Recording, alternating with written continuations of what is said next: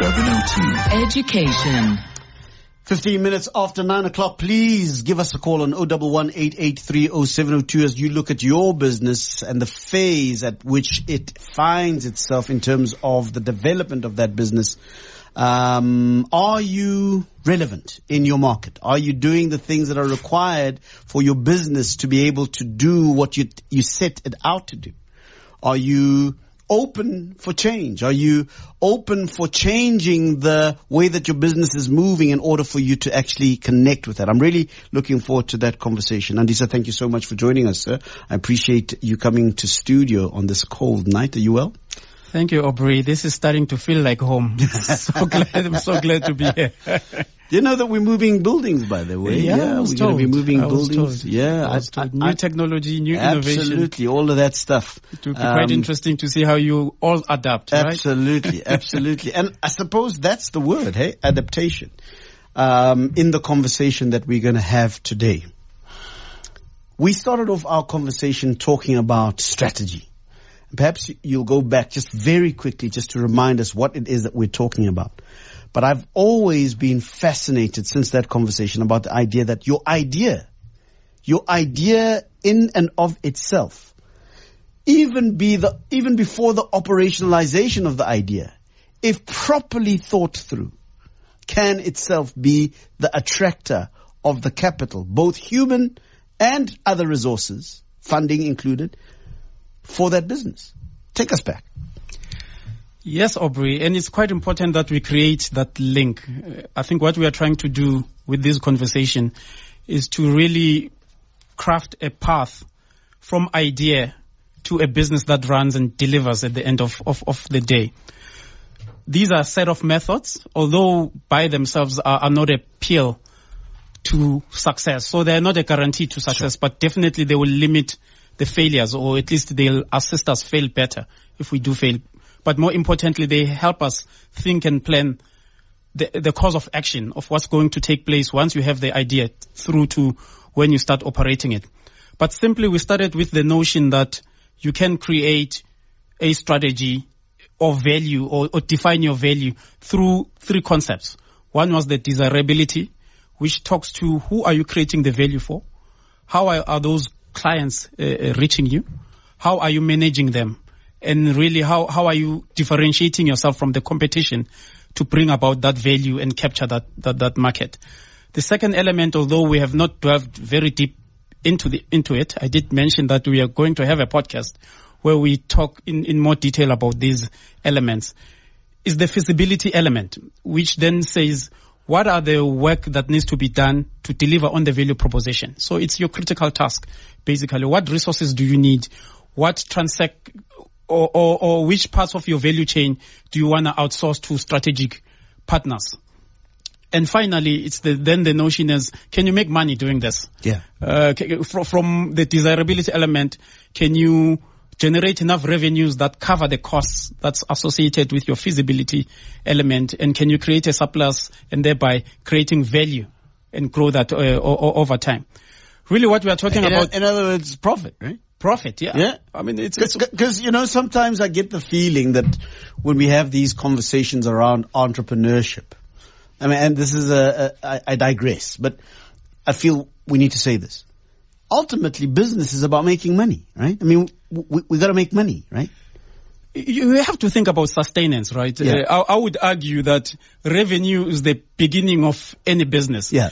Anything that follows after that is made possible by revenue being existing. Your cost line and your profit are a function of revenue existing. So your question simply, if I were to reframe it, is that without that top line, there is no business to start with. Sure. So the question then becomes, how do you, and this is where strategy comes in, and all those elements, three elements I spoke about. It's about really creating that value, which creates the revenue line. It's the capturing of it, which then creates the profit line, the profit or the bottom line. The question is, can you do it sustainably over a long period of time? And these are the issues of strategy. And that's really where we started, around the business model and the various elements that consist, or that entails someone starting a business to think about. I would even argue then that the beginning of how you structure your organization has to start with that a business model in mind. I did mention that from your feasibility, you have to determine what work is there to be done to deliver on your value proposition. Because once you understand that, then every other building block falls into place. And I guess what we are going to be talking about here is that from the work or critical tasks that needs to be done by a business, and critical tasks, if I were to just simplify it for people, are simply it's the work that you need to do to deliver on a value proposition. A more fancy term for it is called business process management. Others will call them critical task, or academics will call them critical tasks. In my lexicon, it's just the stuff that you need to do, bro. Yeah. Yeah? You know, the stuff that you need to do to have this thing be a business. Absolutely. Because I think sometimes, and we have these conversations quite a lot, that we get caught up in the form of it all, right? I have the website. I have an address. I've even got a beautiful story on the website. Then I think I got to sit there and wait for the business to happen. What you're referring to as critical tasks are the things that must be done by you in order for the business to happen. It's where rubber hits the road. Yeah. If you are selling Amakwina, like we spoke the last time, critical task are a simple thing. I need to have a recipe. I need to source the necessary ingredients. I need to have a kitchen. That kitchen must have a stove. I need to cook, engross myself in the techniques of cooking, techniques of packaging, Amakwina wami, getting into market and getting them out there. Simply, that's what we mean by critical task if I were to personify them. Well, why don't you give me a call on 011-883-0702 as you listen to this conversation? Maybe you've done all of the formative stuff. You've thought about strategy as explained by Andisa in the last few conversations we've had. And now you've got the website. Now you've even got the stove, the oil, and the pans to make amakwina. You've got them. But the business isn't moving. This is the time to call in and ask, perhaps, why is my business not happening? I've done everything, Aubrey. I've done everything. I've thought about it. I've even gone, we've slaughtered something back home. Everything has been done, but nothing seems to be moving in terms of the business. Give me a call. I'd like to hear from you. 011-883-0702. So where do we move into? Yeah. What is the next sort of mindset that needs to be adopted in order for us to have a business that functions? So let me outline the building blocks so that we save time, and I'm sure we'll get into the details as callers come in. So we mentioned the strategy element, which you must have, because if you don't have that, the rest of the elements do not really make much more sense.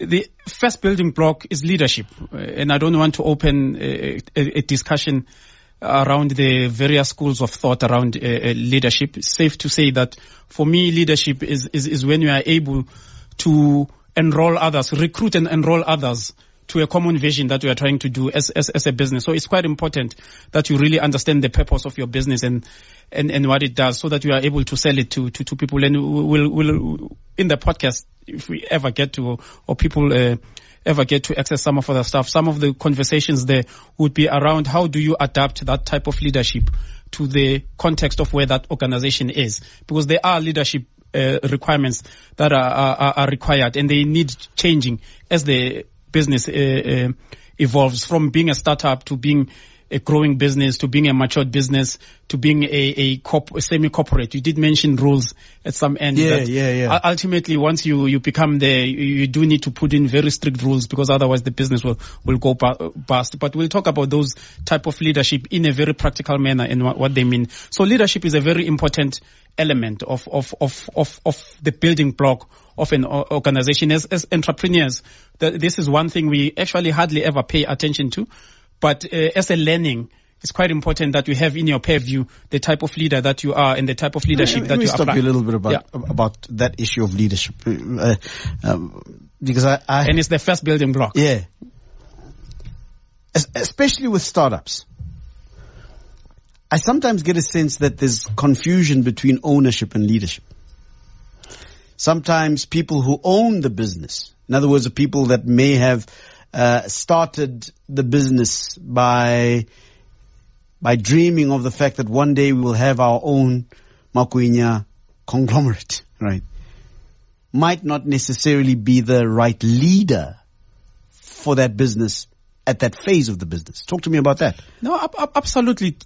So it's quite important that at the start you need to understand that you need to do the most with the very little that you have. And so your leadership style will tend to be very much entrepreneurial, very much outgoing, very little rules. It's about taking risks. It's about getting like-minded people to take those risks with you. Very informal rules. The lines of communication are very loose.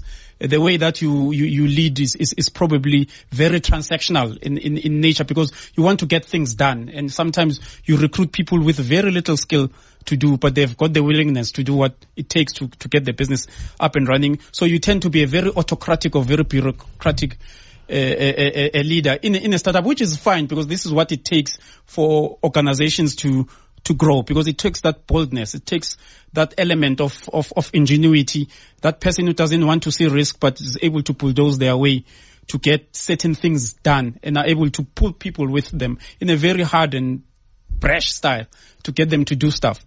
But as the organization grows, you'll see that it gets complicated.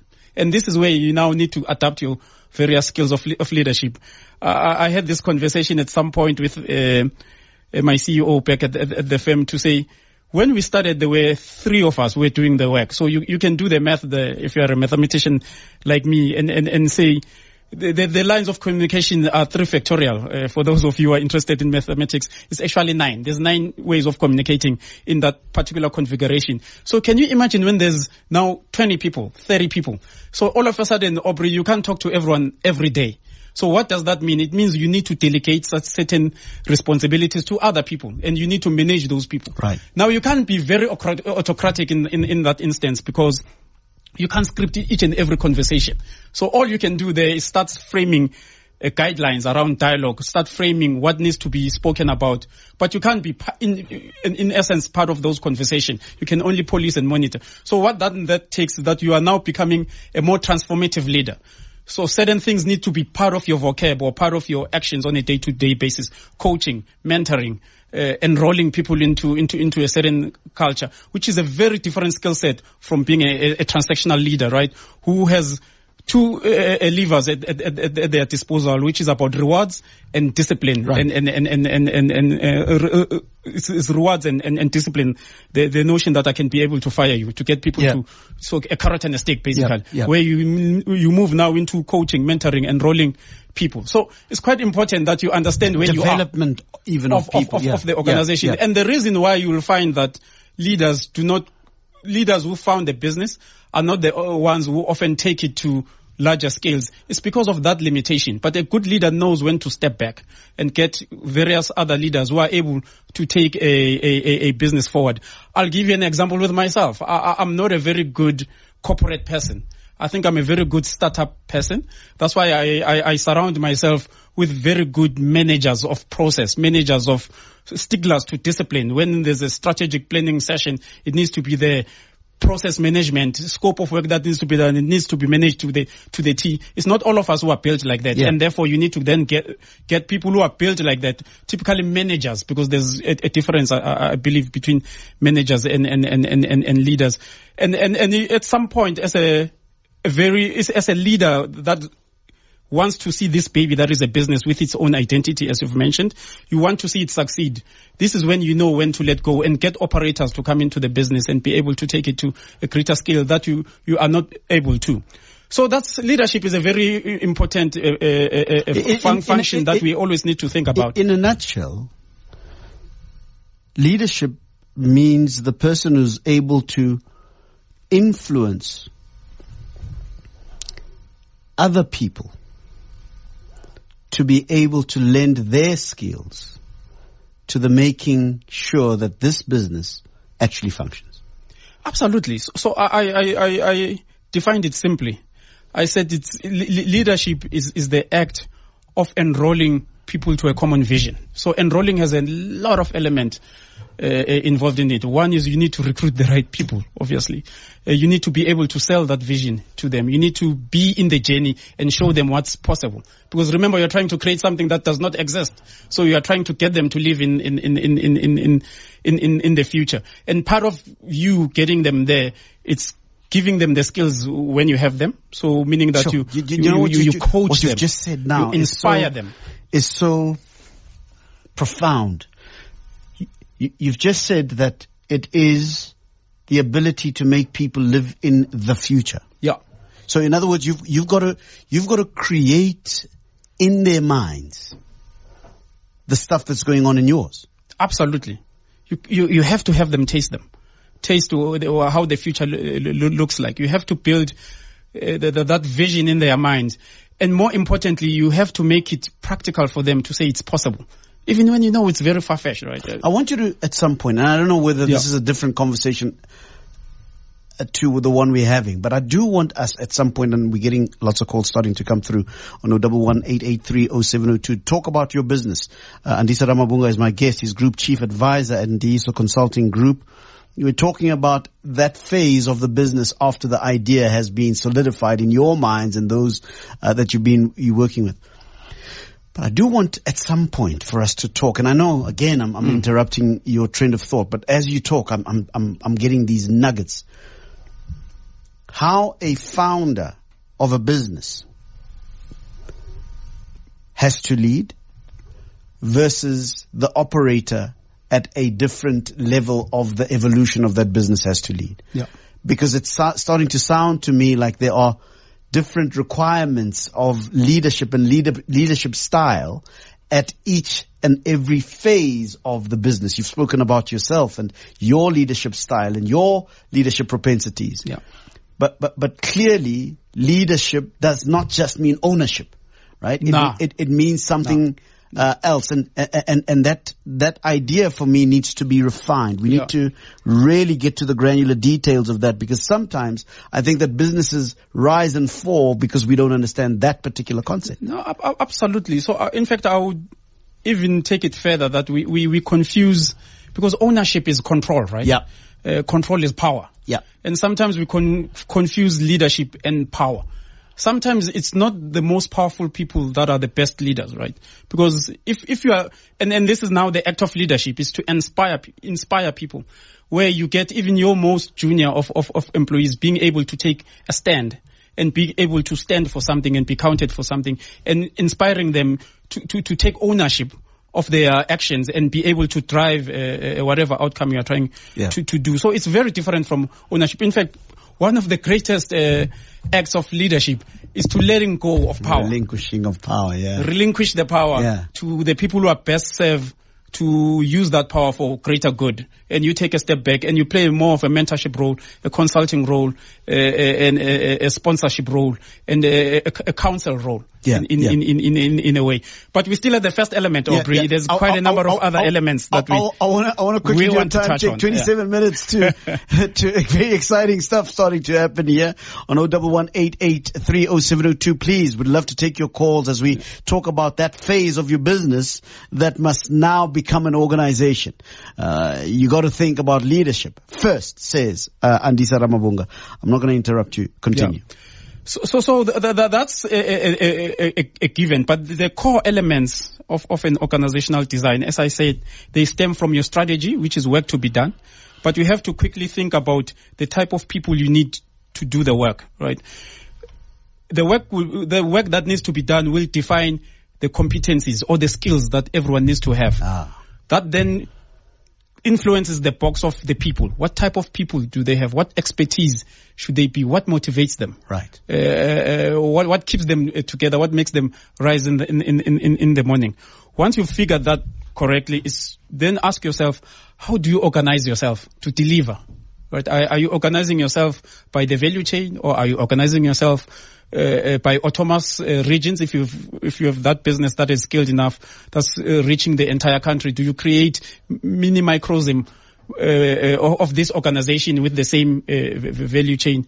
You quickly need to think about governance. Now this is where you spoke about the rules. Yeah. Because can you imagine now when you're operating in 7 different locations across the country with probably between, let's say, 100 and 200 people. I did say now the form of communication and giving directions it's not as simple as it used to be when you're a 3-man show. You need to think governance. Governance is simply how do we set rules and how do we police and take corrective actions. And you have to think about this, whether it's a mini work committees that you set that meet twice a week or once a week. You have to think about how you're going to manage that organization at what scale, still having that intimacy of a three-man show. You have to think incentives. How do you incentivize those people? Do they share in the business?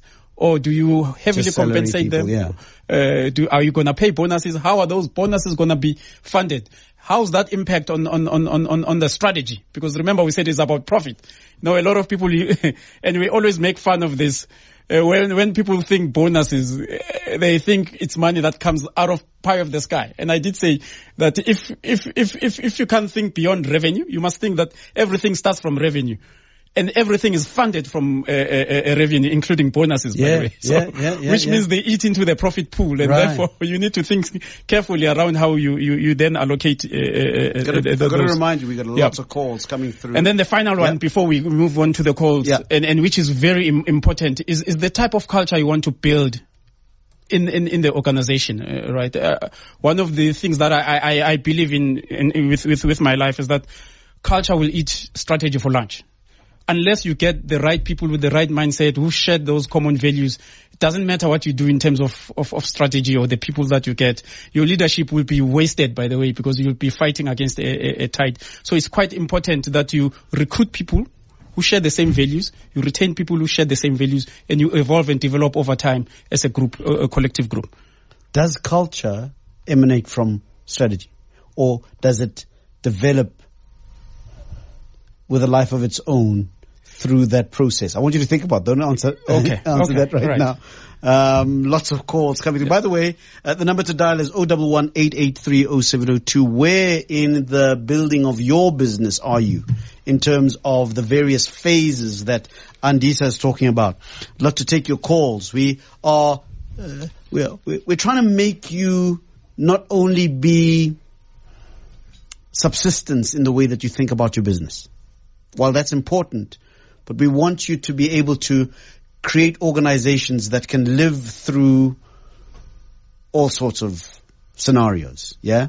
And in order for us to have those kinds of businesses, we need to have the kind of thinking that Andisa is talking about. I want to take some calls. Let's start with Archie in North Riding. Archie, good evening to you.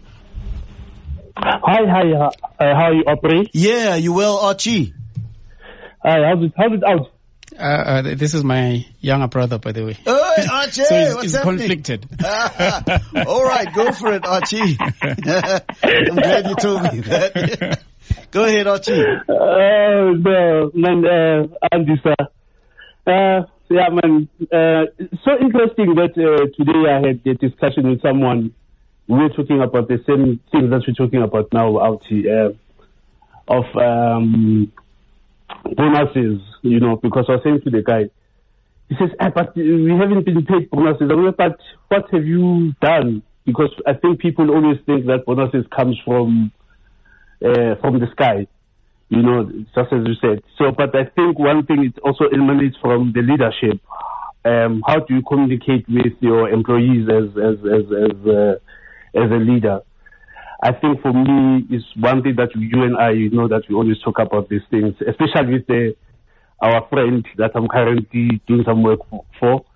Those are discussions that I always find very interesting, that I think a lot of people forget to talk about when they talk about leadership and how it ties, how it links with the overall strategy of the business. Yeah. Do you get the sense? Do you get the sense, Archie? And I'll let Auti answer the question in a few moments' time. But do you get the sense, at some level, that we sometimes don't have a link in our minds between process and outcomes? In other words, we imagine that certain outcomes happen within a vacuum without being linked to a prior process that made that outcome. Do you get the sense that that's what happens? Yeah. Look, for example, I believe that most people they don't follow processes and procedures internally within the organization, because I think policies and procedures links into the overall strategy of the business, because it's what drives It's what makes a strategy to be implemented easier. Yeah. You know. Yeah. Because a lot of people, you find that it's misaligned. Yeah. Because there are no processes. So what I've learned from Andisa, because I've always consulted with him to say, how do we make sure that wherever I'm working, the strategy is linked towards the policies, you know, so that from what I've seen, most black business-owned companies is 90% of the time, so to call it spaza shop. There are no processes. We just do as we go. Yeah. And maybe it's got to do with the nature of the business, that it's many times it's a subsistence kind of business rather than maybe a business that's at a different phase of development. Yes, most definitely.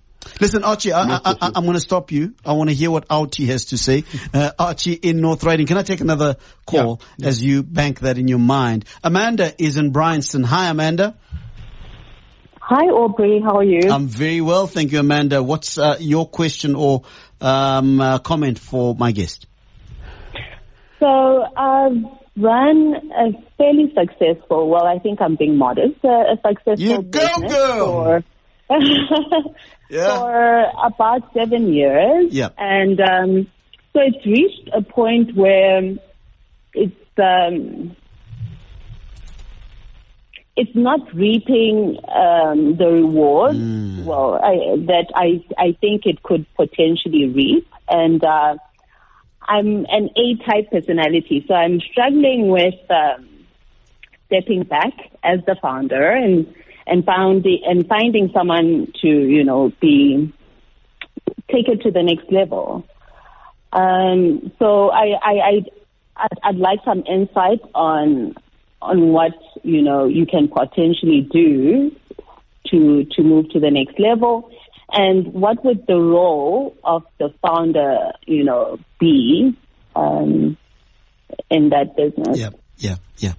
Great question, Amanda. I'm going to take one more call and then let Auti answer some questions here. Sizwe is in Orlando East. Sizwe, good evening to you. Ops. Yeah, how's it going, my brother? No, all is well. Nice. Go ahead. What's on your mind? Yeah, Ops, starting a business is a challenge, you know. So now, what I used to struggle with was I already had competition where I wanted my business to be geographically. So it was a question of value proposition. So now you have people selling what you are selling. So the competition was that. Do you focus on the competition or do you focus on innovation? What I did is I did environmental scanning, then check what they do not offer. Then that's when I went and innovated something like that, delivery and things like those. So that was the point where I was able to strive until today. So starting is something very, very, very challenging. And coming to leadership, you know, you have touched a very important point there. You know, I thought owning was leadership, but I was wrong, because you know the jack of all trades, so you need to galvanize people who will play a part in terms of. I think many of us entrepreneurs make that mistake in the beginning. That we think that because we are the person that started the business or, you know, own the business, we think that we are the right leaders. And I suppose that's why the more advanced world talks of investors and all sorts of things. But listen, I want to hear what Auti has to say. Sizwe in Orlando East, Soweto. 3 questions, 3 comments from 3 listeners. Your thoughts? Yeah, so I'll start with Archie and maybe go back to this issue of bonuses, because I know it's a sticky point. Yeah. We spoke about value creation, and value creation is exactly that. We get rewarded for the value that we create. So what does that mean for someone who probably is within an employ and is doing the best that they can do, right? I always refer to myself when I was in employment. You know, the funny thing that I used to think about come bonus time. What does it mean when you had a job? When I had a job, when I was delivering, creating value for other people. Yeah. And I guess this comes with wisdom of hindsight, right? Yeah. I hardly even ask myself around how did we do in terms of profit this year? More importantly, how did we improve the profit this year? And therefore, what is my share of it? I think we struggle to have those conversations, and I do appreciate that they are complicated. You would have heard myself speak about a value chain, because there's a value chain to creating value. You only play but a small role in that value chain. But the reality is that the value chain must create value for that value to accrue.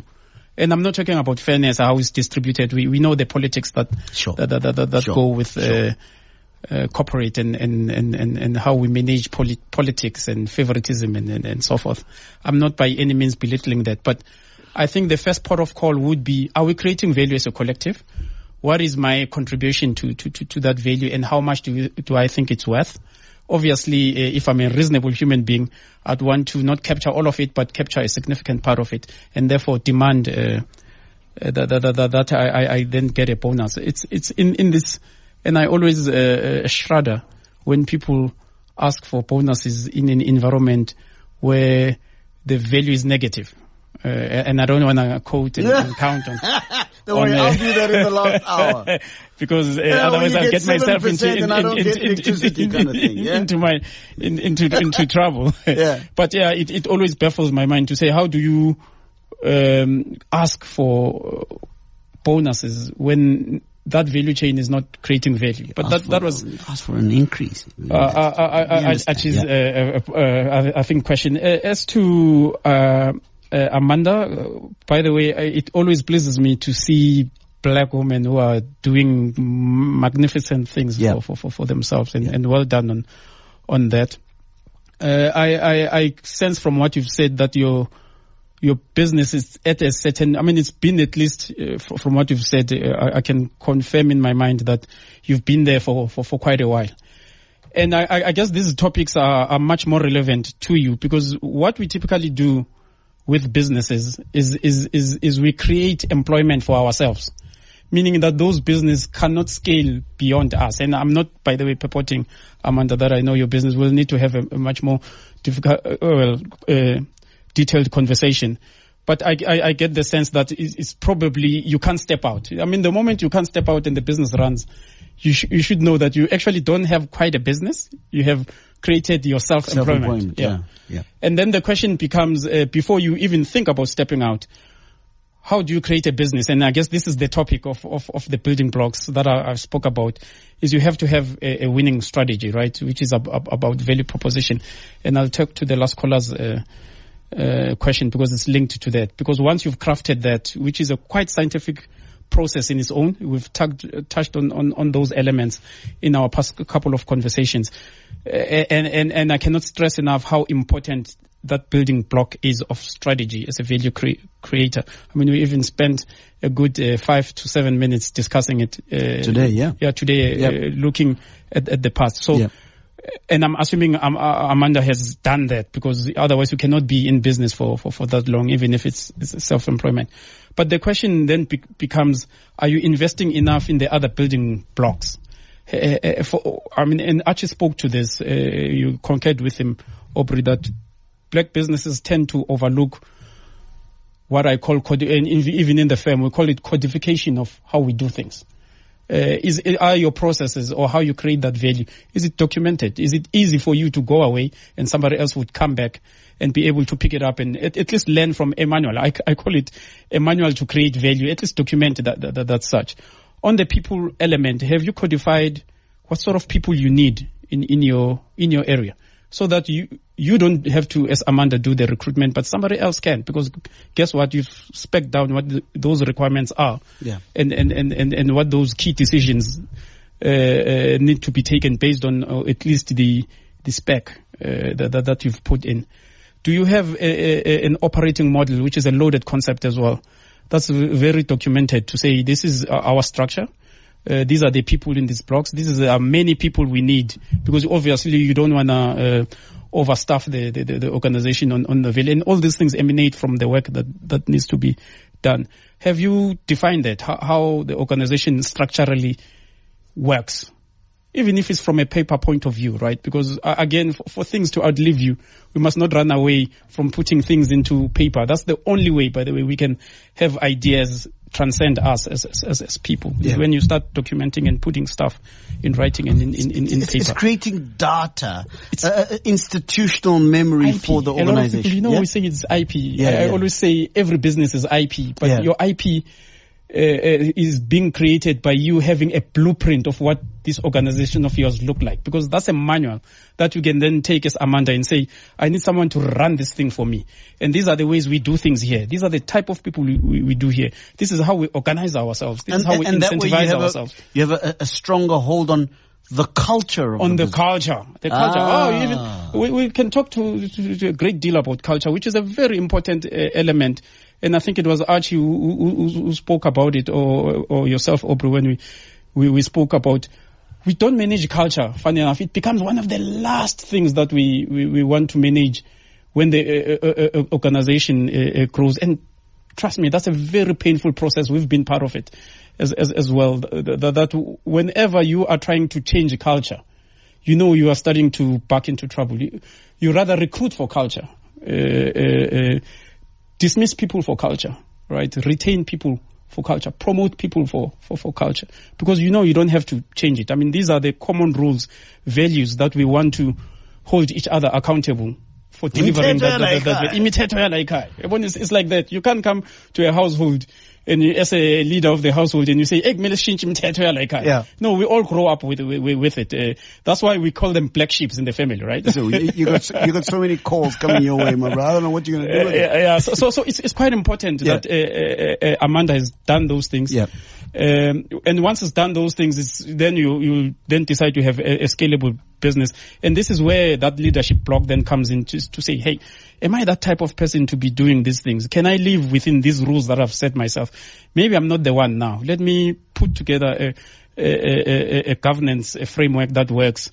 Let me allow another one to come in. And a typical question as well that as entrepreneurs we hardly ever ask is at what time do you get a board to come and oversee? Because you can imagine you don't need to leave as a leader, but you can create that other level of governance that's called a board, where you become, as a founder of a business, accountable to people who are not contracted to the business but are paid to think about the well-being of the business.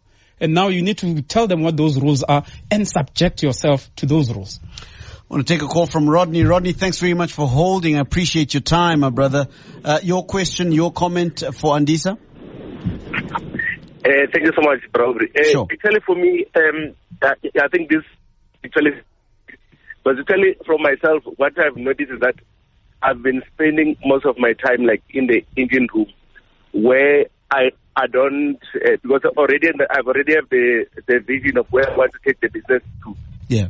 I have a proper team, and then I spend a lot of the time doing the agency, but not doing the most important thing. Now I've realized that for me to grow business, I need to come out in the room and then start to implement those main objectives that we need to reach.